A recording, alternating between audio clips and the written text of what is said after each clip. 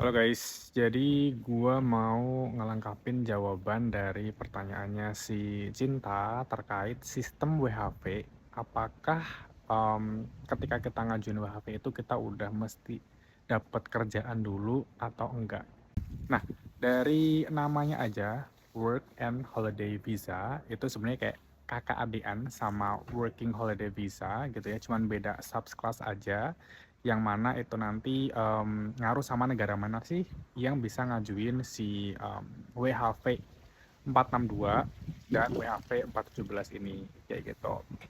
Nah, kedua visa ini tuh beda sama working visa. Tujuan si WHV ini itu adalah untuk memfasilitasi mereka-mereka yang pengen bekerja sambil liburan di Australia, atau bagi mereka-mereka yang pengen berlibur di Australia dalam jangka waktu yang cukup lama, kayak setahunan gitu. Dan karena itu mereka jadi bisa aja kehabisan uang dan sebagainya, sehingga government itu memperbolehkan mereka untuk bekerja gitu ya, untuk mensupport expenses mereka ketika mereka ada di Australia, kayak gitu.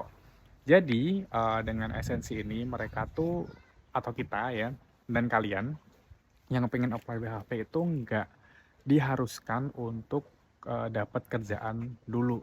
Selain itu, ada juga terms and conditions di mana para WHV holders ini itu cuma boleh kerja selama maksimal waktu 6 bulan dengan satu employer yang sama gitu. Kecuali dalam kasus mungkin si employer ini udah punya MOU tersendiri sama government, atau kalau kita mungkin ngajuin formal request ke government.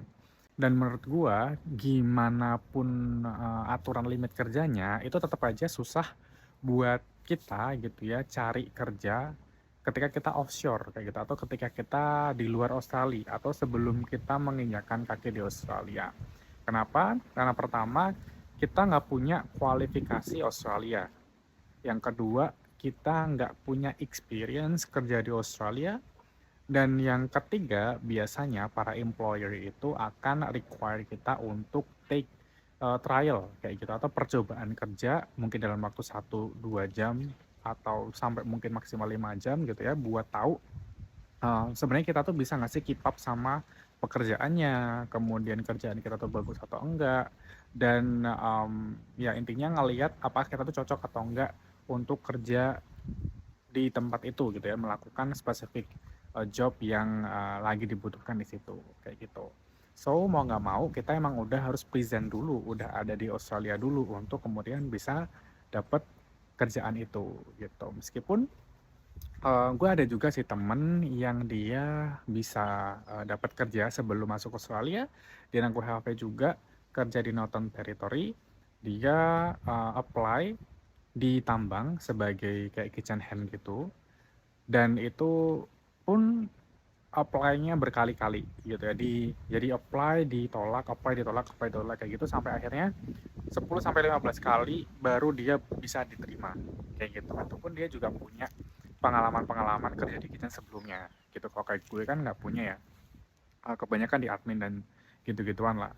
Nah, sedangkan kalau visa kerja murni itu beda lagi ya. Dia harus kita udah punya kontrak dulu sama employer, atau udah disponsori untuk ngajuin visa.